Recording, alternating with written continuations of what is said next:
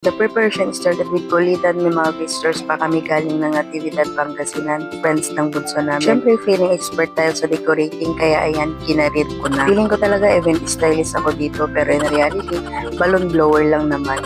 Nagtulong-tulong kami sa mga gagawin before the day ng first birthday and Christianizing ng pamangkin ko. This time, anak ng kapatid ko, kaya dito na sa house nila gaganapin ang Christian celebration, kaya no need na magrenta ng venue. At least tipid, pero effort naman triple.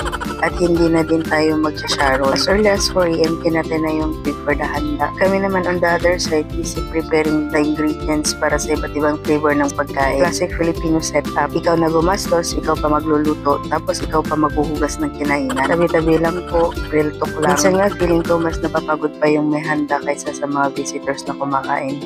After finishing sa mga ingredients, we continued with the decorating kasi kulang pa at madami pang balloons ang hindi nagamit. At ito pa, visitors pa namin ang naglilinis at nagwawalis. Ang role kasi dito, pag bisita ka, hindi ka VIP, janitor ka. After how many hours of preparation, program na, we started with a short service. The one who shared the word of God was our pastor din kung saan kami nag-church. Kunti lang yung bisita namin, mostly kapitbahay and friends from both sides of the parents of the baby. Ang saya lang kasi, alam mo si Lord ang inuuna mo sa ganitong celebration na friends. Kasi kung pagkain agad ang inuuna, baka wala nang matira sa huli. Kidding aside. Pagkatapos ng sharing ng word of God, ay pinag-pray ang bata at ang mga magulang. After that, ay binigyan ng photo opportunity ang family, mga godparents at friends. Pagkatapos naman ay binigyan ng opportunity ang mga magulang to thank for those who came and celebrated with. After that, ay kinantahan ang birthday celebrant at may pa-blow candle pa. Then after that, syempre yung pinakahihintay ng mga sikmura namin, kainan na. At doon dumami yung unexpected visitors namin. Pero yung mga kumakaway ay mga kaibigan ng kapatid ko. While eating, kami namang magpipinsan at mga magtitita ay nagkukulitan na. Banding time na din namin.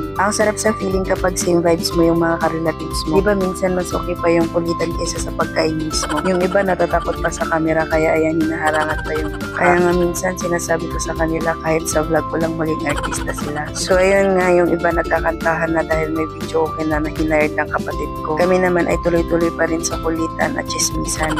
Dahil nga may pahabol na mangga ayan pinapak pa namin ng pinsan ko. By the afternoon may nagpahabol pa nga ng kaya ayun naging merienda na namin ng panghapon. At syempre pag may cake automatic may picture muna bago kainin. Alam mo na sa panahon ngayon pagkain na lang hinahanap hindi na yung sagot kung bakit kanya iniwan. Sana cake na lang tayo para kahit iwanan may sweetness pa rin. Charot-charot lang. So ayun konti na lang kaming naiwan kaya quick banding na lang with our cousin. Nakisalin na rin ako sa mga kids para malibang. Kasi minsan mas stress free kausap ang mga bata kaysa sa atin. Yung bata kasi laro lang iniisip, yung adult puro utang. And since may kapatid akong singeries, pina-extend pa yung karaoke kaya ayan tuloy hanggang kinabukasan. Parang concert lang pero libre entrance at libre supply. And that's all for today's ganap. For more, please follow and subscribe. Thank you!